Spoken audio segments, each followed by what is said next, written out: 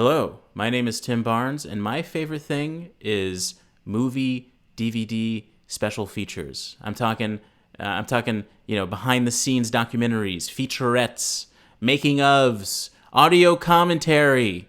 Remember that? I do, and I'll never forget it. Welcome to the Finding Favorites podcast, where we explore your favorite things without using an algorithm. Here's your host, Leah Jones. Hello and welcome back to Finding Favorites. I'm your host, Leah Jones. It is good to be back with you this week. Thank you for indulging me last week as I shared some of the stories about Spidey. Spidey was my cat of nearly 21 years who I've had since I was a waitress in Colorado. And the end of his life came last weekend. And I didn't have it in me to edit a podcast, so I just shared some of my reflections. This week I've been able to catch up a bit. It's a really fun interview this week. It's with comedian and writer Tim Barnes. We're talking about his new project called Maurice on Mars. It's available on Comedy Central's animated YouTube channel. And we're all going to go watch it and recommend it so that it gets the audience it needs to get a half-hour show made or something a little bit bigger. This week I was... What was this week? It's hard to remember. But on Tuesday, my mom had her hip replaced, so I went to Indiana for a few days to take care of her. My dad came down with the case of pneumonia, which is going around, so he is getting treated IV antibiotics. So my sister and I traded off this weekend. One of my nephews is in town from Idaho. So it's been a week of spending a lot of time with family and taking care of folks and receiving the kind wishes of people who saw the news about Spidey on Facebook and Instagram. I got a wonderful piece of art from Maddie, who is grown up coming to my house for holidays. And so they drew this just stunning little piece of art of Spidey that I can't wait to get high res so I can have it printed on canvas. I love it so much. Going into the next week, things are kind of normal for me. I'm going to get back on track with editing Candy Chat Chicago. Next weekend, we'll have a very long episode. I interviewed Anna Tarkov about Formula One racing. So if you haven't watched Drive to Survive yet or an F1 race yet this season, watch that in advance of our conversation next week. So I'm just going to keep this short and sweet. I know that Tim also interviewed with the Corman crew over at Friday Night Movie Podcast. So keep an eye out for that as well. I'm also this week was a guest on the podcast Who the Fuck Are You with Kevin Alves.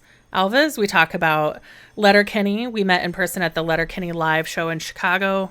We talk about my podcast boyfriend, Jason Mantzoukas, and lots of other fun stuff. So I will link to that in the show notes. He interviews people from Chicago about who they are and what they're up to. So he has interviewed Amy Guth, who has guest hosted here on the podcast, Jen Ucelis, and other folks that Chicago people will find familiar and non-Chicago people should get to know. So with that, pneumonia is going around. So if you have a cough that turns out not to be COVID, please get to see your doctor quickly and get some antibiotics, because it is not the season for pneumonia, but boy, is it going around these days. So other than that, get your boosters, wear your mask, wash your hands, and keep enjoying your favorite things.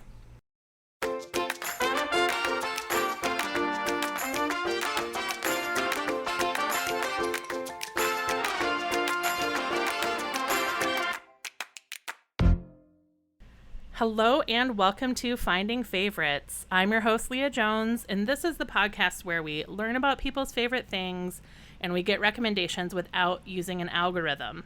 I'm very excited this evening. I am joined by comedian and writer Tim Barnes. Tim is the creator and star of a new animated series coming out on Comedy Central. It has just been released. It is called Maurice on Mars, and it follows the struggle of Maurice Robinson, a 20-something black artist who snuck onto a 20-something black artist who snuck onto a utopian Martian colony, only to realize that the utopia is just putting a new face on the same old Earth problems. Tim, how are you doing tonight? I'm doing well. Thank you for having me on. I always do this thing in introductions to podcasts where, like, I didn't do it this time. I accidentally chime in before they finish the introduction. But usually it's a chuckle that I do that I'm like, oh, should I have laughed? Should I have just remained silent for this whole intro? The intro science of podcasts has not been narrowed down. I think it's a fine art. It's like the things that we learn to do when we meet a new person, or like those sort of introductory things. We're still figuring out that with podcasting, because often it'll be that situation where even if you're just like interviewing Barack Obama will be like, wait, did this start? Like, you don't know when it started. Right.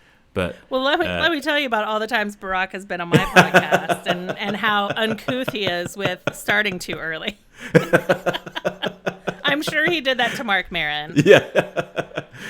I always imagine Barack Obama having to, like, the idea that Mark Maron records those long intros with the guest still there is something that always cracks me up. The idea that they are sitting there while he's unloading about all of the, you know. Oh, do you think he does? I don't think he does. He definitely doesn't. I don't think so. That would be mortifying. You could not. Could you imagine having to sit facing him, having not talked to Mark Maron at all about anything, and have him like dump his soul on you? And then you've got to pitch your new Comedy Central animated show and be like, cool. Yeah, and somehow the whole podcast isn't about him after that, you know? I don't know, actually, if you've ever listened to WTF with Mark Maron, but it is often all about him. I say that with a lot of love in my heart. I do love him, and I do think that podcast has become the new. And whenever there's a classic thing in society, it's never replaced by whatever network it's on replaces it with. I think that the spiritual successor to Larry King Live is actually the WTF podcast with Mark Maron, because now he has this rotation where it's not just comedians; it's kind of like whoever has something going on. Sometimes it's people in the news, and he asks those sort of questions that don't necessarily come from hyper preparation. It's just genuine interest, and that's what Larry King was famous for. And I think that he is sort of that new slot. I have never heard that comparison before, but I think you're right, because Larry King was one of the rare long form, essentially audio They just sat in a black room on a black table, right? It was essentially a visual podcast. Yeah, right? yeah. And he would ask the craziest questions. So, like, ham sandwiches out of nowhere. What are your thoughts? What's your thoughts on sugar in the raw? But also, I don't know if I think he has a paywall. But I remember when this came out, he famously, Mark Maron had a very awkward interview with Larry King, which also I think makes that even sweeter. The fact that I think he's the successor to him. Yeah. That they didn't get along too well, I don't think, when they talked to each other. I was just about to. Who was Regis Philbin's son-in-law? What a question. I was thinking it was a story about Larry King, and then I realized it was about Regis Philbin, and that people that like lived in his co-op or his high-rise in Manhattan, like that Regis was famously a friendly guy. Wow. Like, is Mike Birbiglia Regis Philbin's son-in-law? I am lying to you. There's no way that's true. Yeah, I doubt that. There's no way I would never hear that in a special. Right. There's no way Regis wouldn't show up in that first movie of his. What was it called again? Sleepwalk with Me. Yeah. Wow. Well, it's good to know that Regis was a Mike good guy. Schur Mike from The Schur. Good Place. Wait, really? Mike Schur is Regis's Regis Philbin's son-in-law. Wow, son-in-law.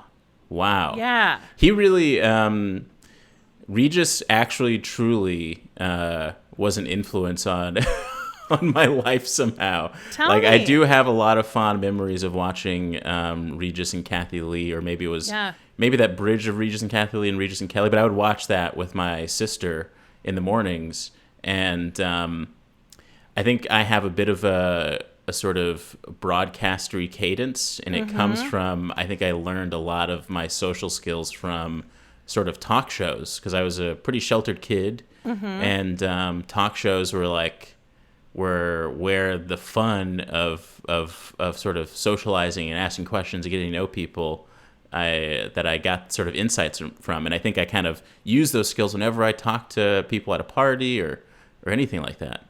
They're not Regis Philbin social skills are not bad ones to have. They're not. Truly. Yeah. He really lit up a room. Like yeah.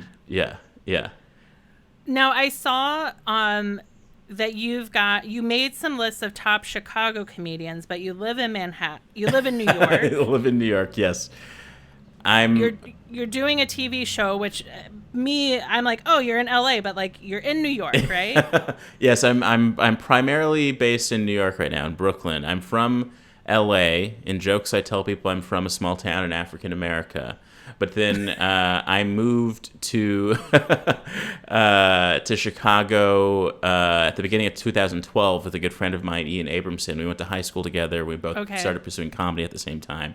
So I was in Chicago from 2012 to the summer of 2016. That's when I moved out here to New York. And I kind of go back and forth to LA and New York now when there's a writing job that calls out to me. And so we briefly, Chicago, we were a waypoint for. Were Definitely. You doing stand-up comedy here? I was doing stand-up. Yeah, I first I was working at a movie theater. Miserable. Had just quit my 2 years of college. I went to Santa Barbara City College to study film.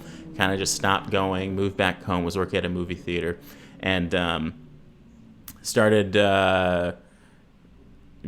realizing that I wanted to do comedy and stand-up and that kind of thing. And a friend of mine who had a band kind of knew that.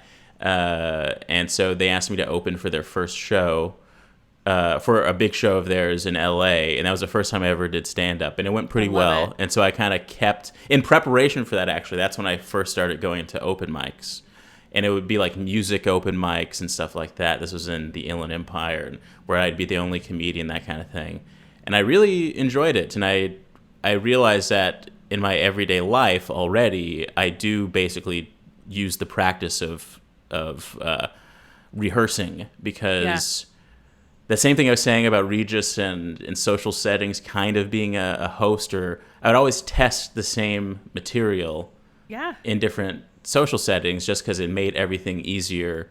And I find like the question, as a black person myself, the question, where are you from, feels very loaded, and I feel like the information people are trying to glean sometimes is a little, because then I say, oh, I grew up in LA, and then it's like, what part of LA? And that's when it starts to feel like, okay, what are you trying to figure out about me right now? Right. And so that's genuinely how I came up with what is still one of my regular jokes that gets a big laugh, was I say I was born in a small town in African America, and I didn't realize I was black until the 4th grade, so when I was playing a game on, with the kids in the playground, and they made up this game called Taxi, and nobody picked me up, that kind of thing. So, anyway, so I was working at this movie theater, reading, Del Close's Truth in Comedy. Yep. I thought it was very interesting. And I had this vision of improv that I don't think is actually reality. I had this vision that improv comedy in a city like Chicago is one of those things where if you see a sandwich board at a bar and it says free improv show, that normal people will show up. And that is not the case. That is more the case for stand-up comedy.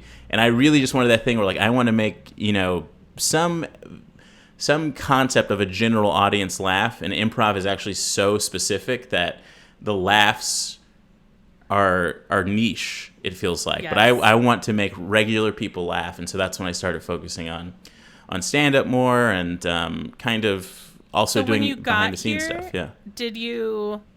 So I did stand-up comedy in Chicago in the early aughts, Okay. like 02, 04. Yeah. And then I finally took like one improv, like went through improv at annoyance. Uh-huh. So people would stop asking me if I did improv. And then I like quit comedy.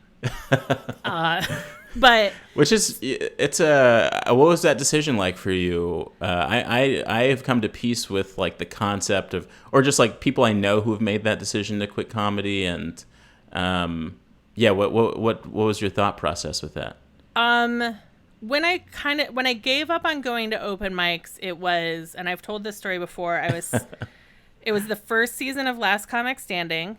Okay. Open auditions in Chicago. Yeah. I stood in an alley for 6 hours in January with my peers and coworkers.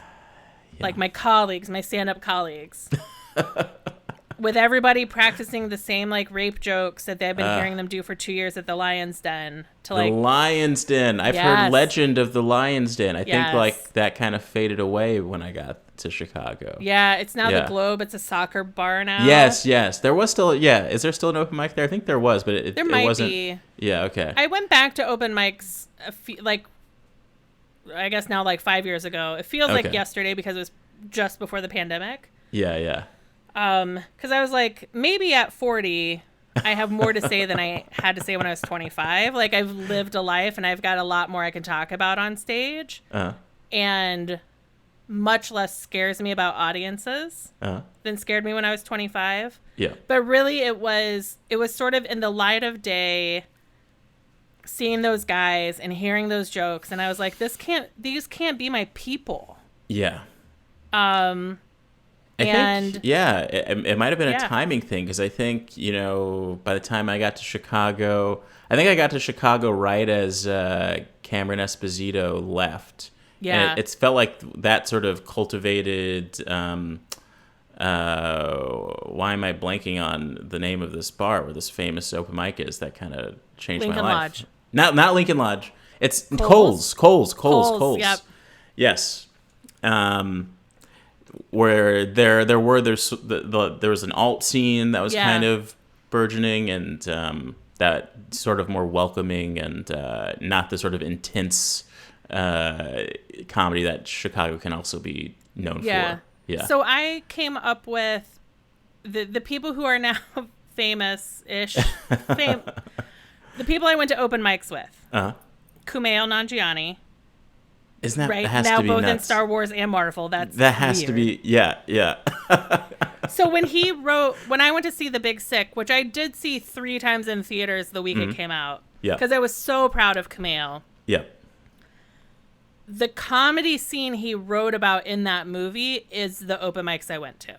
Wow. Yeah. So that was like, wow, like part of my 20s is in a film written by someone who was in the scene with me. That was very cool. Yeah.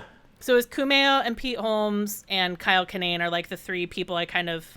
Okay. Robert Buscemi. Yeah. He's really funny. Yeah. It's funny because like WTF, I think I had just started listening to that podcast before I moved to Chicago, and then when I got to Chicago, I was really heavy into listening to Pete Holmes's podcast.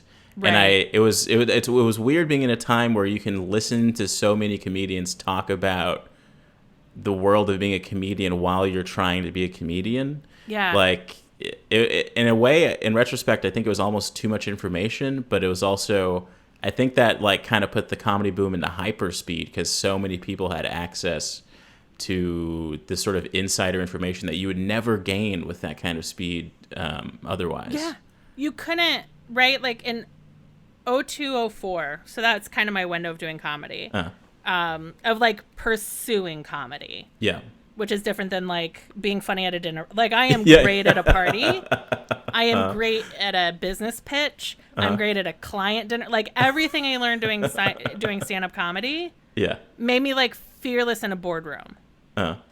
Because nobody at a boardroom is going to throw a chair at you like they will at the Cubby Bear. So...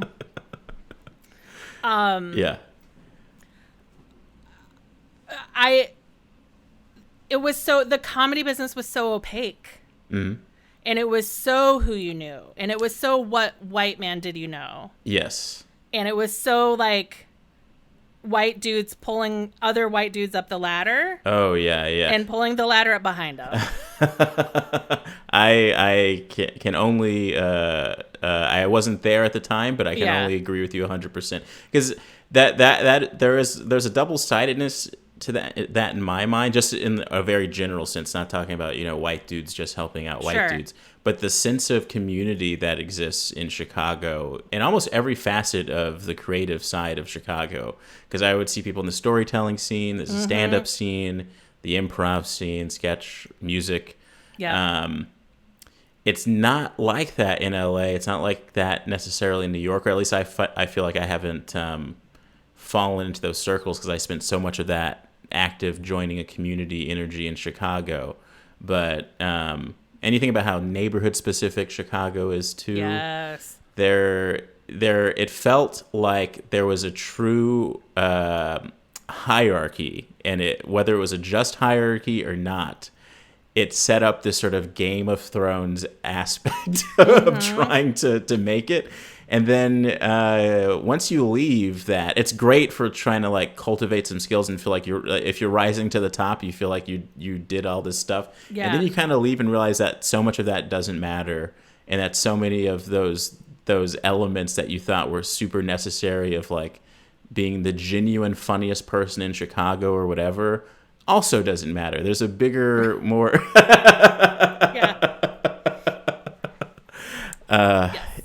Yeah. You have written for The Tonight Show, for Nickelodeon, for Comedy Central, for Wait Wait. And you've documented your testicles once for Men's Health. But tell me about your new show. Yeah, so the new show, it's 3 5-minute-ish episodes of an animated web series coming out through Comedy Central that are out now. The first episode's out now. First episode came out June 10th, which may be today. Who knows? Okay, spoiler. We're recording this in the past. All right? I don't know what stage of... And it's about, like you mentioned, a young black artist who sneaks onto a shuttle to the first Martian colony. And I had been thinking about Mars for a long time, just because... Like, even before all of the billionaires of Earth were focused on space travel, when I was, like, in middle school, Ray Bradbury had this collection of short stories called The Martian Chronicles that I loved. And there's actually a story in there called... I don't remember the name of the story. He wrote 2 stories that I think about a lot. There's one story in there that I don't recall the name of, about these black people in the South who all pitch in to hop onto a rocket to Mars to leave all of the bullshit and move to Mars. And then there's this other short story in this book he has called The Illustrated Man, called The Other Foot. And it's about these black people, like all the black people of Earth left Earth to Mars. And they've been there for about 20 years. And then there was World War III on Earth and all these, all this destruction. And then 20 years later, one lone rocket lands on Mars, and everyone, all the little kids are like, I heard that a rocket with a white man is here, and that kind of thing. And people are getting angry, and they get this old man comes out and is like, we did so much wrong. The Earth, like, this is our last hope. Please, please, please, let us join you here on Mars. We'll do all your menial labor for you. We'll do it, like that kind of thing. So Mars is just like this big symbolic thing, I feel like, in all of science fiction. And when I got this opportunity to pitch an idea to Comedy Central, this was in the summer of 2020. I was still working at The Tonight Show. The murder of George Floyd happened, and this wave of protest was happening all across America and even across the world about this. And on top of that, I don't remember the day, but it was like there was a day where there was like this huge protest. Donald Trump is talking about bringing the National Guard, and the very next day, the first private rocket is on its way to space. Elon Musk, and it was just like I couldn't imagine ever seeing everything so clearly of what is happening on this planet. Yeah. We've got a global pandemic. We have this racial reckoning happening, and the billionaires want to leave it. Like the billionaires see that this Earth is like old news. It's untenable. Yes. So all of that kind of stuff kind of crystallized itself into this idea that I pitched, which is that this character Maurice, he works. He's a struggling artist from Earth who works in a coffee shop, and the only job he can get when he gets to Mars is also at a coffee shop. But since he snuck onto Mars, he wasn't the only person who got this mandatory inhibitor chip that blocks certain Earth memories so that they could keep the peace and keep this idea of a utopia so that maybe you don't remember what war is, maybe you don't remember all of the information. So Maurice is now literally the only person who can see that Mars is repeating the same problems that we had on Earth, and he's always trying to nobly fix it so that we can keep this idea of a utopia going.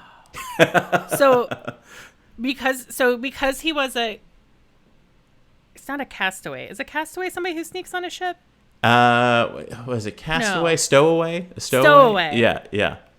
I have that song that was on the Backyardigans TikTok song in my head. Castaways, we are castaways. Anyway, so because Maurice is a stowaway, he doesn't get like the chip, or it's like a vaccine against memories. Yes, basically. And I wrote this before we even had the vaccine, and it's a bit of a concern of mine. That's the thing about art, you don't know how it's going to be interpreted. A concern of mine after the fact was like, is all this vaccine hesitancy stuff going to put a new thought that I didn't even have when people look at this scene about the inhibitor chips? But no, because you called it a chip. Yeah. Oh, right, because those people that thought we were getting chips with the vaccine. Yeah. Right. I know. But I think you're safe from I think you're safe from them. Hopefully. Yeah. That is, it's fascinating because it like on one level, it's a little bit The Emperor Has No Clothes. Like on a science fiction of The Emperor Has No Clothes, right? Yeah. Where you've got one person who can see the truth and also can speak to it. Wow. And they wanted you to cover that all in 3 episodes? Or is the goal that you find your audience and they bring... is the goal 30-minute episodes? Or what does it turn into? The goal is that these episodes will find some sort of audience and will, cultivate some sort of momentum where... I truly think, I would love to make this a show that's on television or on streaming, because I think... There are a lot of shows that get made about, small town America, and that's how we'll dissect what's happening, in the larger culture. But I think placing a set of characters and a set of situations on Mars is actually the greatest way to think about the stuff that we deal with all the time in a new light. Yeah. From just every level of everything, from what does it mean to be a black person on a Martian colony, and what's changed and what hasn't, and all of that stuff. And it was difficult trying to pack a certain amount of information into these 5-minute episodes. I actually wrote 5 scripts, and they picked the Comedy Central picked their favorite 3, and I agreed that they were the best 3. And I've learned so much about animation through it. I mean, I wanted to come in as humble a way as possible as someone who isn't an animator, and with respect for all the animators working on it. But I had a very specific vision of it as well, in that I didn't want it to seem too sort of the cliche internet look, and I didn't want it to look like, too much like Family Guy, and I didn't want it...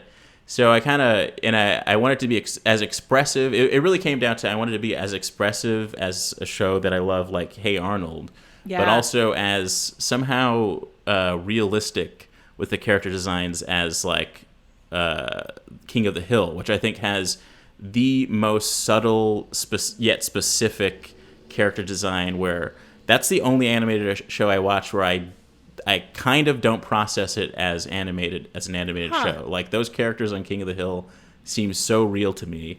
It's insane, and it's a style that is hard to replicate. So I got when we picked the animation studio Cartoona, and I had already been developing this webcomic that I do called Uncertain Life. And so, and I write those, and my friend Grant Lindahl illustrates them. But while I was diving into the world of webcomics, I discovered this great webcomic creator named Uche, who has this brilliant style. And so I was like, I want to get Uche on board somehow.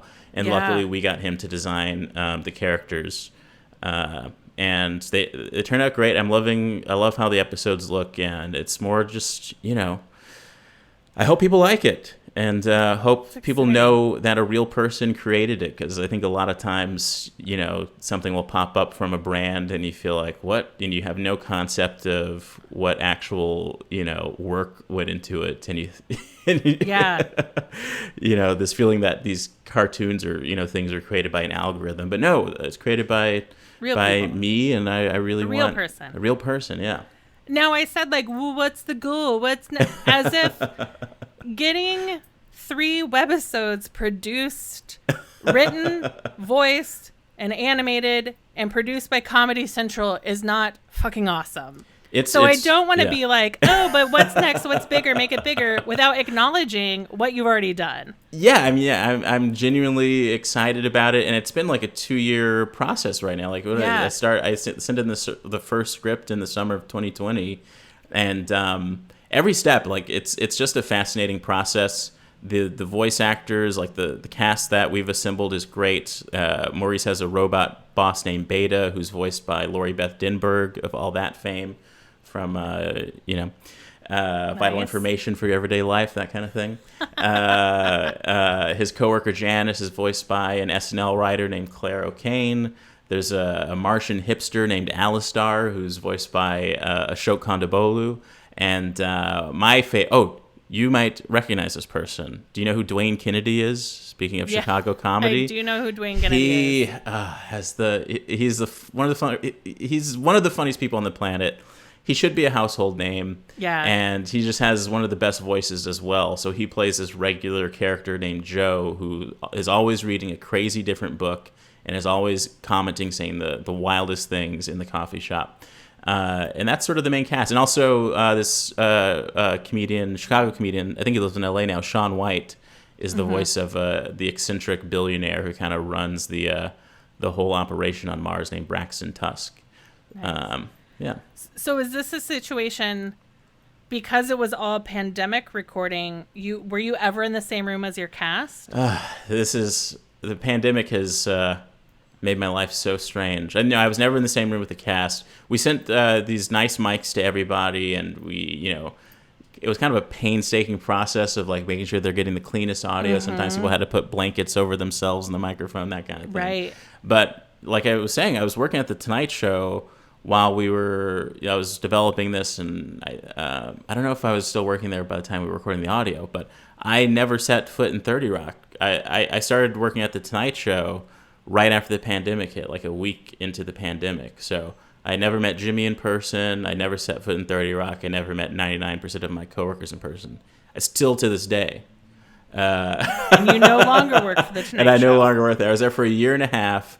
I've been in sketches with Jimmy, but I've never met him in the real world. That seems unfair. It was like the Twilight Zone. It was just I'm in my apartment, global pandemic, in my apartment, writing for the Tonight Show. I mean, great commute. Best commute for getting to 30 Rock ever. But so one of the podcasts I listen to regularly is the Jackie and Laurie show. Oh, I love them.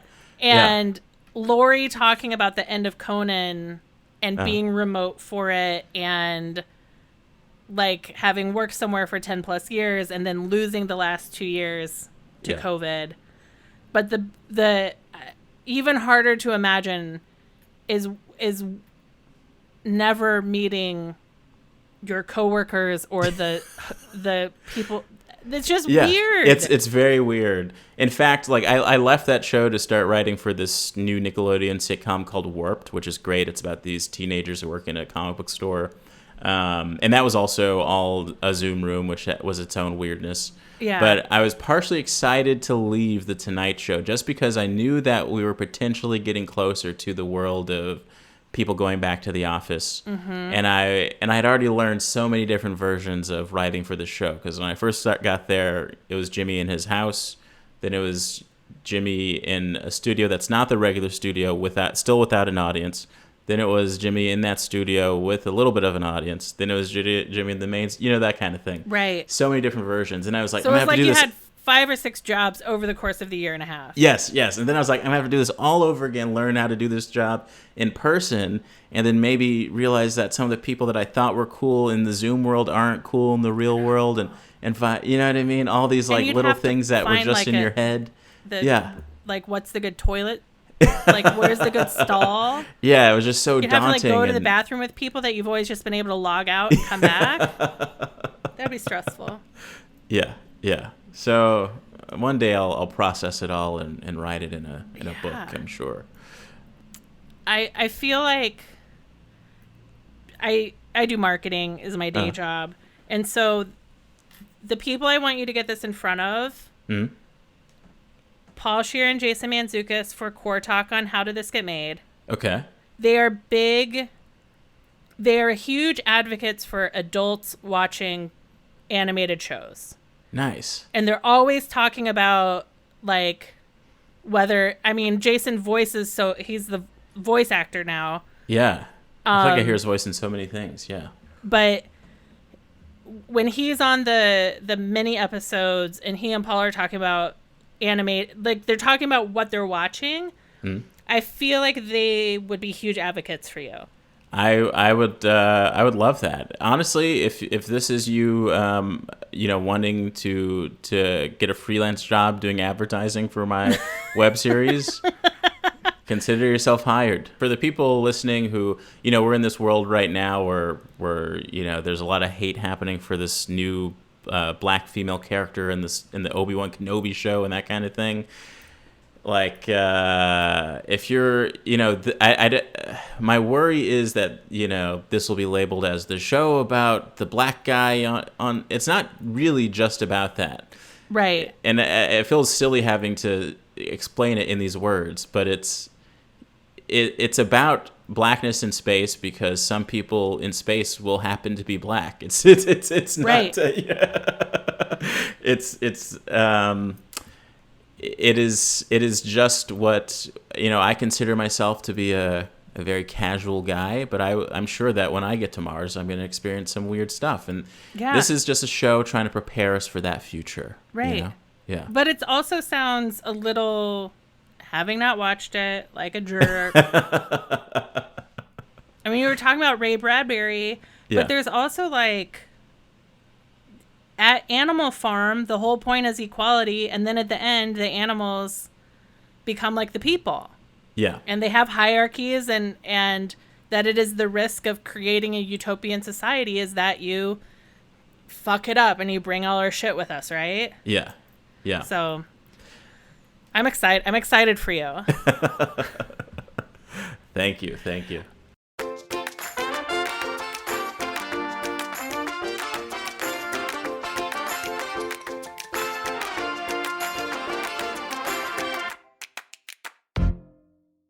So I don't just invite people on my podcast to grill them about their era of Chicago comedy, but also to learn about their favorite things. Yes. So Tim, what is your favorite thing that you'd like to talk about tonight? My favorite thing is behind the scenes features, making of documentaries on the DVDs for movies. Ooh. And maybe a broader is just like special features. Features in the DVDs of of movies, because like I said, my first goal in life before I even got to comedy was to be a filmmaker. And I, having grown up in this sweet spot where like DVDs were first becoming a thing, I gained so much information from them, and I think there's still some great making of documentaries coming out, but now that DVD culture and Blu-ray culture is kind of waning in the era of streaming, it's a little more rare. But I do want to give a shout out to Disney Plus for keeping a lot of the special features, and I believe even still having the audio commentary for a lot of stuff on the app. Like, because the first one I want to talk about, oh boy, what I think is the greatest making of documentary in history is for the DVD of Star Wars Episode 1, The Phantom Menace. So Star Wars Episode 1, Phantom Menace is the one that came out in the 90s. Yeah, it came out in 1999 with little kid Anakin pod racing. Yes. Young Ewan McGregor as Obi-Wan Kenobi. And there's a documentary there called The Beginning. And it does not realize that it is actually a comedy. Like, this documentary does not realize that it is basically The Office. And it's so 90s, it's so 19, it's so 90s, and it's George Lucas in this period of having not directed in over 20 years. Just sitting down and writing some ideas on a piece of paper, and then seeing how everything escalates from just ideas on a piece of paper to, things like Jar Jar Binks. Right. Things like, all that kind of stuff. And you see it step by step. It's so fascinating. Have you ever seen any bit of this? Of the making of? Yeah. No. But I did listen to the Star Wars series of Newcomers. So that's like my most recent. Yes. I love that podcast. Yes. Yeah. This is my most recent experience of Star Wars, is listening to Nicole Byer and Lauren Lapkus talk about watching it. Yeah, that was so funny. I was amazed by how much Nicole Byer loved Jar Jar Binks. And Jar Jar Binks is like one of those characters that it is in this sort of nebulous spot for a lot of people where, they don't want to overthink it. And then sometimes, in some ways, I think, people can overthink it a little bit too much. But that character, Ahmed Best, who plays him, is he's a pioneer of acting with that technology, and that's what I think about with him. He was, I think they discovered him. He was in Stump, some production of Stump, I think in New York, and they discovered him. But if you think about the fact that Ahmed Best was likely the only black person for ever until now, until Obi-Wan. Not necessarily that, but for the most part, you try to. For me, the actual issue is like these sort of. It's almost like it's almost Shakespearean, and it represents a genuine fear of mine, where it's like, let's say I'm the only black person in the production of something. I'm playing this character. I have a lot of license to kind of bring my own energy into it. I'm getting these specific directions from a legendary director. I personally feel like I'm creating something great, and maybe I turned something off in my head where it's like I'm, fully a part of developing this. Then it comes out, and then you get this backlash from your own community for the most part, and that's the fear. Yeah. But that's how I think of it. I don't even think of it in terms of like being angry at him. I do think, I wonder the peculiar elements of George Lucas's mind are things that I find myself wandering through all the time. Right. But Ahmed Best is a pioneer of this technology, and I feel like because of all of the drama surrounding it, he doesn't get recognized for that. Right. And Andy Serkis does, because his character in The Lord of the Rings was actually had a lot of nuance and stuff like that. So I put that situation in the long history of advances in cinema being either extremely overtly racist or vaguely racist, from the jazz singer being the first. Yes, that was not great for the yeah, Jews. from We didn't the do Birth of a great. Nation, the Yep. first blockbuster. Yeah. So yeah, but speaking of Lord of the Rings, those DVDs, some of the greatest behind the scenes content in the world that you can imagine. Yeah. And because, I mean, on Lord of the Rings, right, they like all moved to New Zealand for years, it seemed like. And they, maybe by then, so let's stay with the Star Wars one. Okay. Was that one that, like, at what point, how many of the 90s of the new trilogy are out by the time you get this DVD, find the behind the scenes footage, and fall in love with it?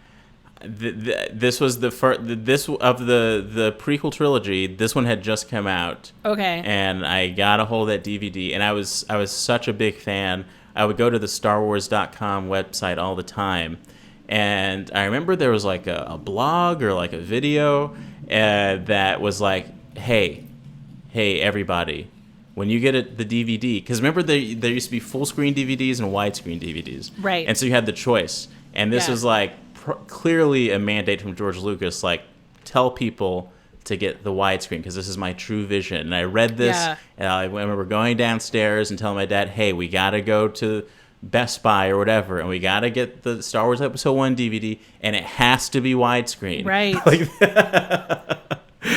So we get that, and I'm a kid. I was still in elementary school, and so when I'm watching this documentary, I at the time do not realize this is a comedy. This is Moses coming down with the 10 Commandments. This documentary. This is like George Lucas is who I want to shape my life after. Right. This monotone guy who wears blue jeans, faded blue jeans, and flannel tucked in. Has a beard and just walks around saying, hey, we should do this, and then people do it. Right. And that's something that really gets highlighted in this documentary, is that he truly created his own empire.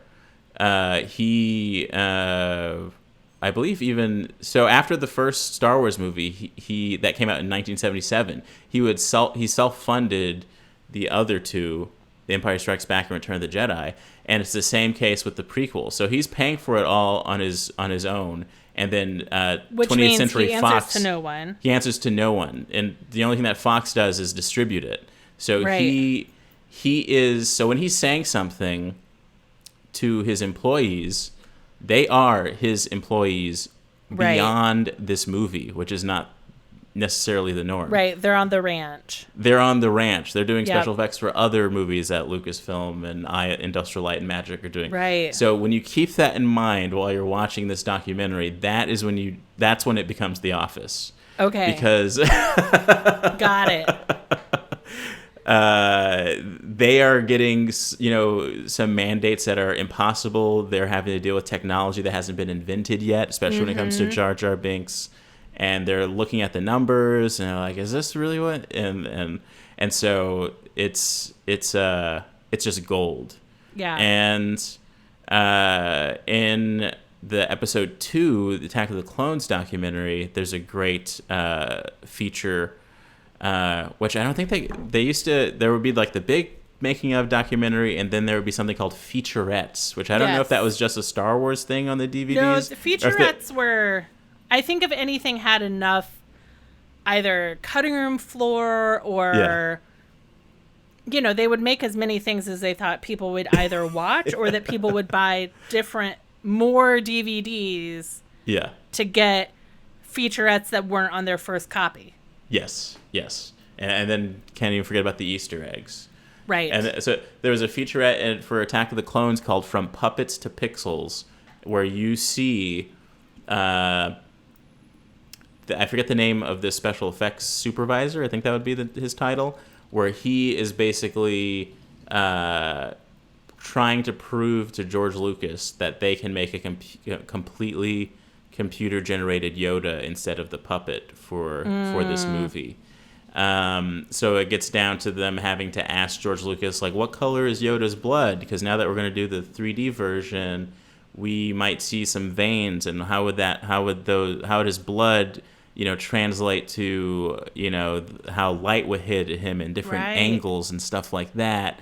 And they're trying to match the puppetry, and they're realizing that for the 3D... puppets were better.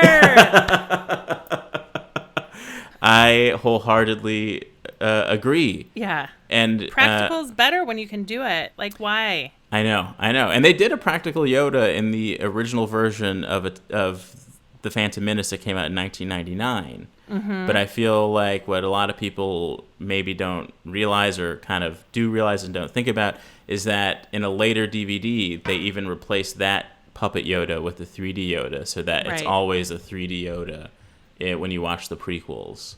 Because it also gets you into, like, what is it, like Han shot first territory? Yeah. Like, George Lucas could never stop editing.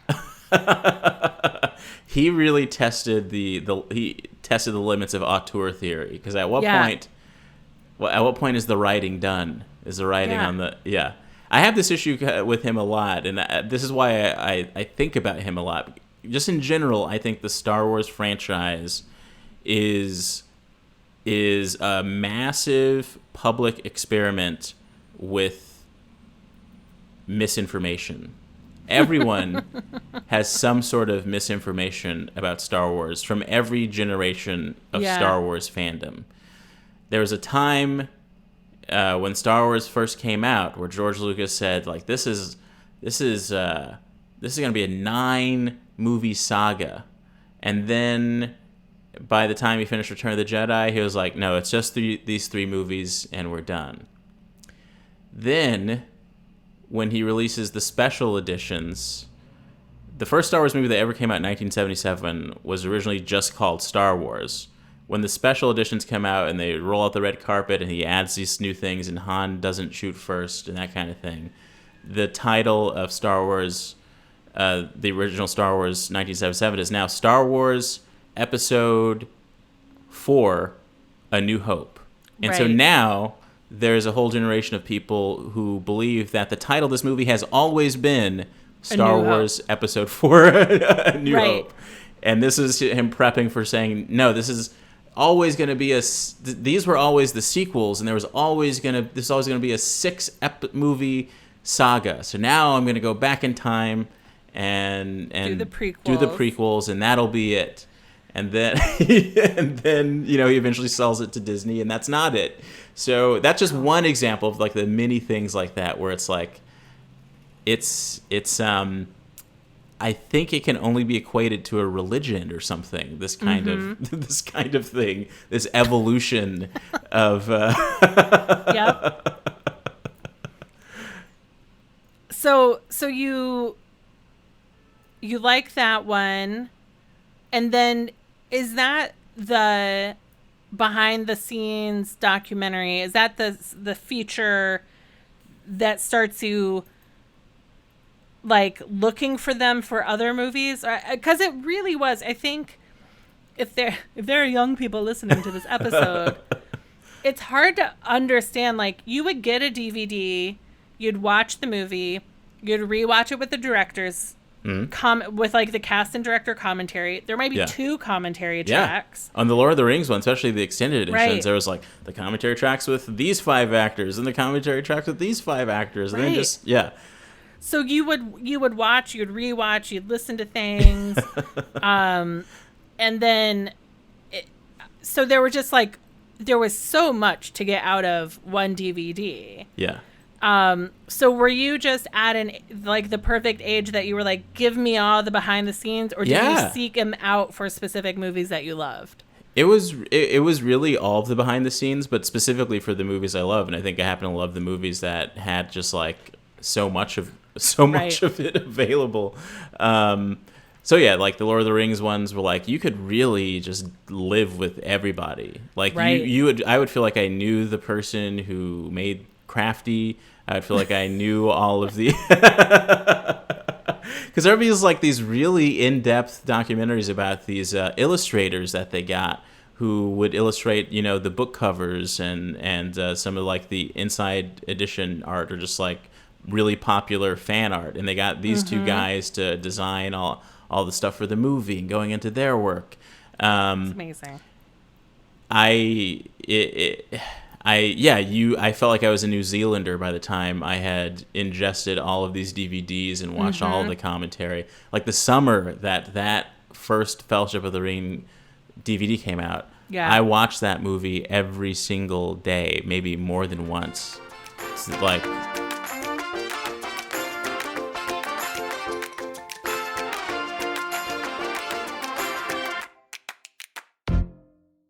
I know that it began with the forging of the great rings. 3 were given to the elves, immortal, wisest and fairest of all beings. 7 to the dwarf lords, great miners and craftsmen of the mountain halls. And 9 rings were gifted to the race of men, who above all else desire power. For within each ring was bound the strength and will to govern each race. But they were all of them deceived, for another ring was made.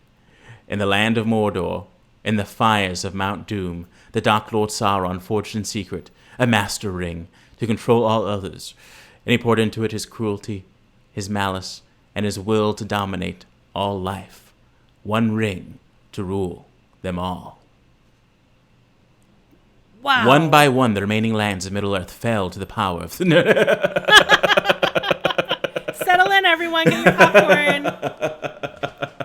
I just had so much of it memorized, and yeah. So when you would watch it daily, would it be like Monday is regular? Like, did you rotate through the versions, or was it just like, what are you in the mood for today? I think I'm trying to remember what was in the initial, because I now I'm getting the extended edition DVDs mixed up with the original DVD that came out. So I don't know like how many different audio commentary tracks and things like that there were, but I don't know how to truly articulate or capture why that movie was just so captivating to me. And it really, like, those movies really were filmed so well. And I do think The Fellowship of the Ring is probably my favorite in terms of just, they're like, setting up so beautifully much. shot. Yeah. They are... There was nothing like it at the time. Yeah. And it might have been one of the first times where, because it's Peter Jackson, I felt like he did kind of, we were talking about how comedy used to be so opaque, and now with podcasts, you like can see the path. Mm. Like Peter Jackson, I feel like leading up to the release, even there was a fair amount of like behind the scenes before the movie came out. Yeah. But it was really... There was just nothing like it. There's nothing like it. And it has to be like also the timing. I think it ended up coming out... What year did it come out? 2000... What did it come out? Right after 9/11, I think. So I think that might have tied into... Or maybe 9/11 was in between the Fellowship and the Two Towers. But even when I remember I lived in LA at the time, and the go-to movie theater for my family was the Magic Johnson Theater, which is the best place. There's a Magic Johnson Theater in Harlem where I go to make sure I'm going to see certain movies. Like when Black Panther came out, I was like, I got to go to the Magic Johnson Theater, where there's always, a dialogue happening between the audience and the screen. And so even, just sitting in that theater and seeing... I think the first teaser trailer for The Fellowship of the Ring was just the awesome main theme playing while you saw a hobbit walk across, like where you saw Aragorn walk across a giant rock, and then Legolas walks by, and then Gimli walks by, and then some hobbits walk by, and then Gandalf walked by, and then it was like, boom, The Fellowship of the Ring. And I was like, what the hell is this, and why am I so excited? It was so mysterious. Like, I had never heard of the books, I don't think, at that time. So I think, that's what it was. It was like this great movie. There's 2 more that are going to come out, and now I'm also going to dive into the books at the same time. It was that kind of thing. Yeah. I'm Googling. I'm trying to find, like, the opening day. Oh. Fellowship of the Ring, December 19th, 2001. Okay, yeah. So it's before. Oh wait. No, it's No, 2 months after 2 months September after. 11th. Yeah. Yeah. So I think that plays into, where everyone was at and wanting to see Something beautiful and yet not still about war. The war we were headed into. Yes, but still about war at the same time. Yes. Yes. But, about justice and The Matrix is another big franchise that I love, and there was actually a behind the scenes documentary that came out. Well, The Matrix was one where it wasn't super popular when it came out in movies, but because of DVDs becoming this big thing, it got super popular in DVD. And there was actually a behind the scenes documentary that came out as its own DVD. Just because, the special effects were so cool and that kind of thing. Yeah, it was so groundbreaking. Yeah. It is interesting to think about how, like, this peak DVD experience was also as special effects were so rapidly changing and CGI, and you wanted to watch it at home because you wanted to press pause and see how it happened. Like, there was a lot more of that happening. Yeah. Too. And it was also, it's hard for me to rewind my brain and think about the time before there were so many YouTube videos and that kind of thing. Like you were saying, like, today, even if I really like a movie, I'm not, and of course I was younger and I had the time and, so much blank space in my brain to fill it with watching the same thing over and over again. But I even think, if we were in this internet culture that we're in now and a great new movie came out and I got it on DVD, I would still be watching it multiple times. And now, not so much because there's so many options. And then this other thing comes out where you can really feel like you're hanging out with the people who made it and getting all of this information. I don't even think people really consume behind-the-scenes documentaries the way that they used to. Like, the best of the modern Star Wars documentaries is the one for The Last Jedi, which ended up being the controversial one where people felt outraged in every direction somehow. Do you listen to Blank Check? No, but people keep telling me to listen to it. Do they talk a lot about it? Well, they just had Chris Gethard on this week. Uh-huh. They're doing they're covering all the films of Sam Raimi right now. Oh, nice. And so they had Chris Gethard on this week, and the last time he had been on was to talk about The Last Jedi. Uh-huh. And he starts this episode off with reading an apology letter for, like, his opinions and then how he behaved on Reddit after the episode aired. And ultimately, which led to him quitting Reddit because he went and fought people so hard in the Blank Check subreddit. Wow. Yeah. Well, what surprises me about the behind-the-scenes documentary for The Last Jedi is how honest it is, given the fact that this is coming out on the DVD for Star Wars under the banner of Disney. Like, it actually surprisingly reveals more than I would think it would. And this documentary is called The Director and the Jedi. And it's surprisingly open about some of the conflicts of interest in terms of story points between Rian Johnson and Mark Hamill, who is, returning to this role of Luke Skywalker. And he's saying to Rian Johnson, I don't think Luke would do this, and I'm not so sure about this. And he's very protective, and they surprisingly, like, highlight that. They could do the very Disney thing of glossing over and telling the romanticized, and that's always fun to see in these behind the scenes documentaries too, where it's clearly people lying in these cutaway interviews. Yes. But this one was very honest and almost felt like an old school style behind the scenes doc that you don't get so often anymore, because a lot of the new ones are the glossy kind of thing where everyone's just saying, my favorite thing is I would love to just have footage of me in what looks like a behind the scenes documentary where I just go, we had a lot of fun on the set. And then you cut to a montage of people dancing. Yeah. The best, the behind the scene, or no, I guess it's the commentary that sticks in my head the most, is the When Harry Met Sally commentary. Ooh, I've never listened to that. It's really good because of the ways that like Nora Ephron and Rob Reiner collaborated on the script and the movie. And that, have you seen When Harry Met Sally? Yes. So the first cut of it, they don't get together. Oh. Because Nora thought, like, obviously they don't end up together. That's realistic. Like, people don't end up together. And they showed it to an audience, and the test audiences were so angry. Wow. That they had to go back and shoot the final scene. Yeah. Where the New Year's Eve scene, because people would not accept her realistic outcome to the movie. It's interesting. I've never been I'm fascinated by that world of like test audiences and how that will affect your editing choices and deciding to do certain things. I wonder I don't know if like bigger movies can even get away with that. Can Star Wars have test audiences or anything like that? I don't know. Yeah. I heard. Because I feel like the people who sign up to be in test audiences are not always known for their keeping their mouth shut. That's definitely not, especially for something confidentiality. That's what it's called. I know.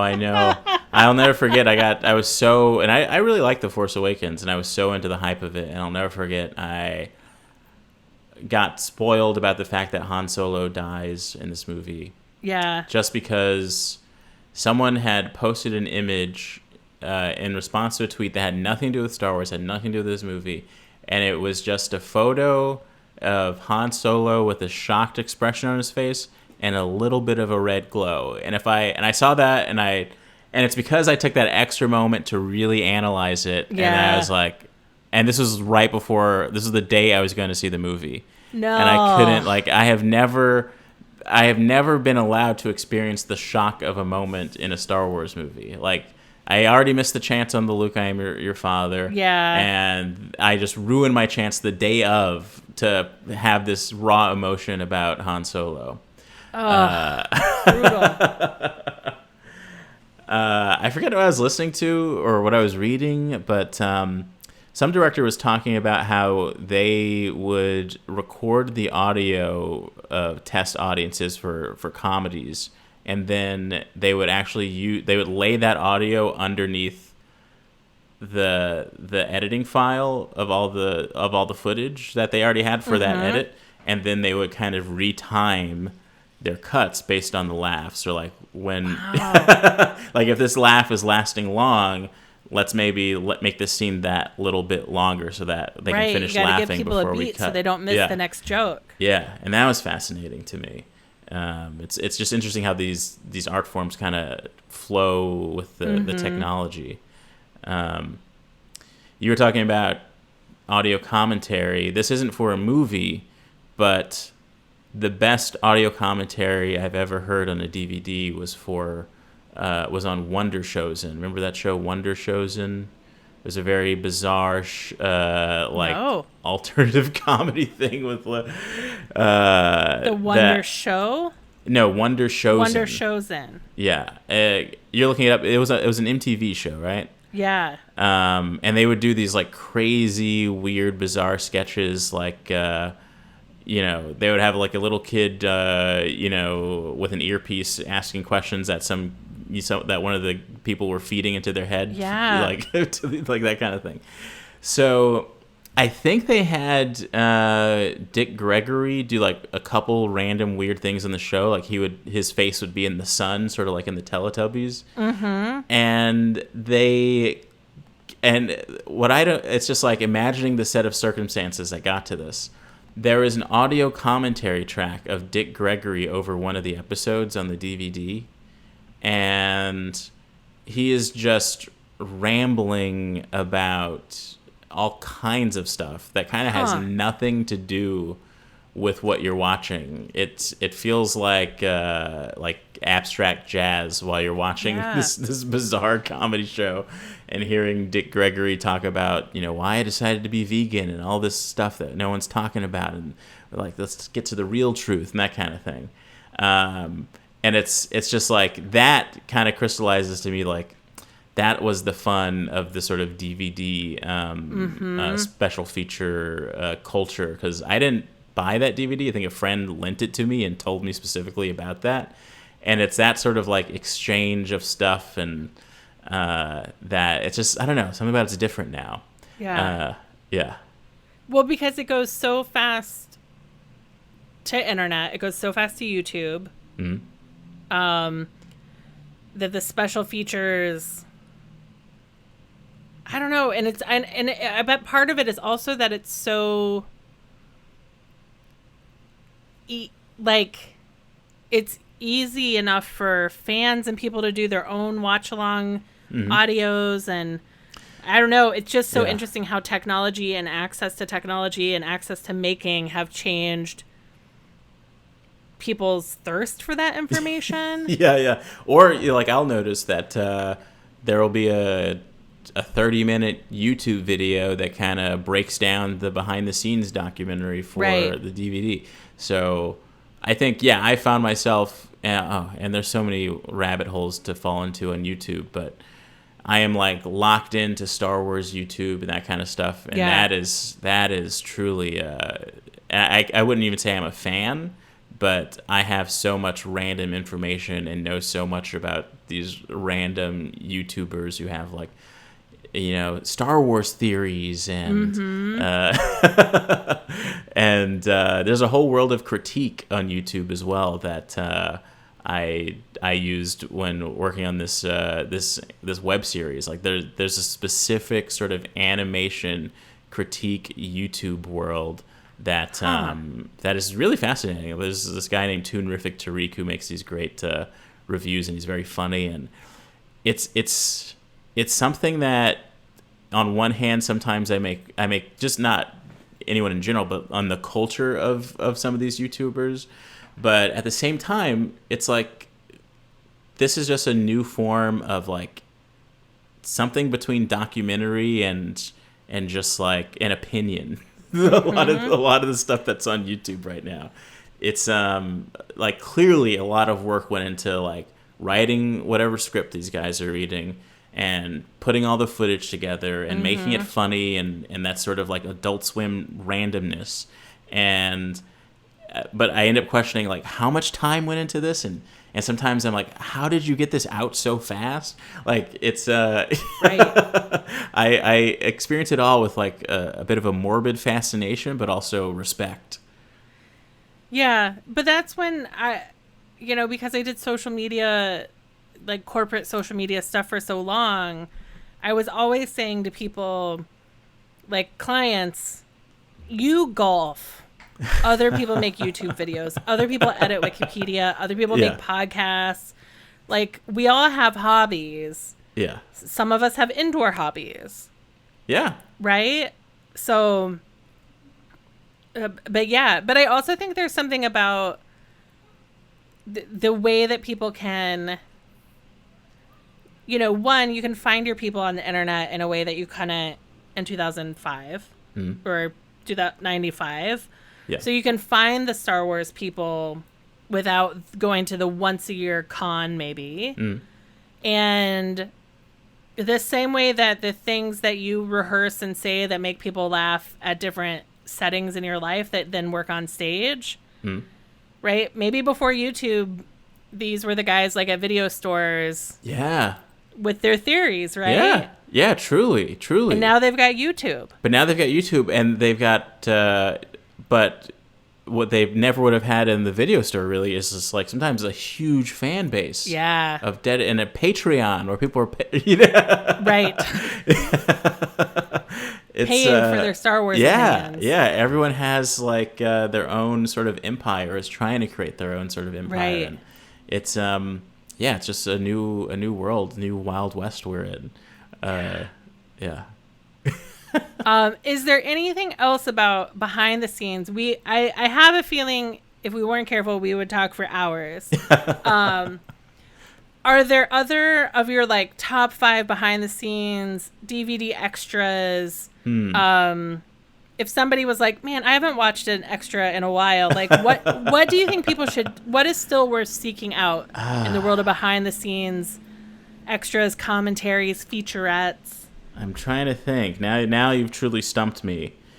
Well, I'm trying to think of something that's like funny and weird, but there's like a Matrix collection where it's like The Matrix, Reloaded, Revolutions, The Animatrix, and there is a surprising amount of just like very in-depth documentaries about cyberpunk and philosophy and, that kind of thing on those special features that it's one of those things where like I got really into the Matrix, and then my parents would buy me those kinds of DVDs, and I don't think they had any idea of like the college level lectures and almost like quantum physics of information that I'm getting from the special features on this action movie.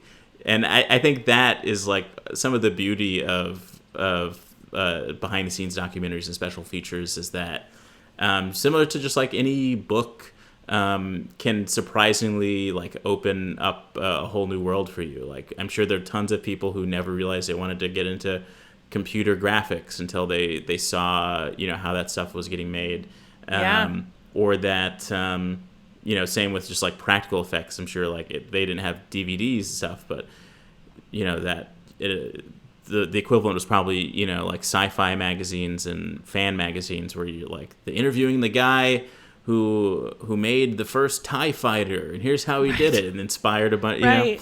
It's a part of that, and I think it's kind of spun, and I don't know where the equivalent of that sort of magazine DVD behind the scenes culture is now, but I think I should teach a college course about this. I think you should. I think so.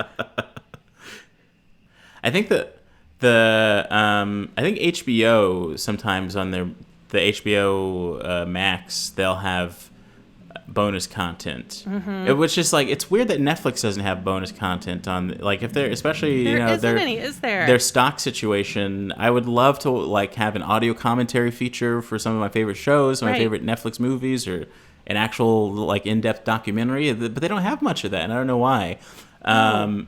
Instead, they I am deep in the rabbit hole of Netflix reality competitions. Got it. So. Love is Blind and The Circle. Obsessed with both. And, they could, like, if you look at how Bravo, I know that Netflix has a lot that's not reality, but at least Bravo has they've got that show with Andy Cohen. They interview people. Like, they seem to own the commentary around Real Housewives. And 90 Day Fiancé, which I also don't watch, but it's got like their own talk shows. Yeah, but Netflix doesn't. You're right; they don't own the commentary around their own stuff. Yeah, and it's like guaranteed rewatching. Like if like there are so many. I have to believe there are just tons of people who want to watch.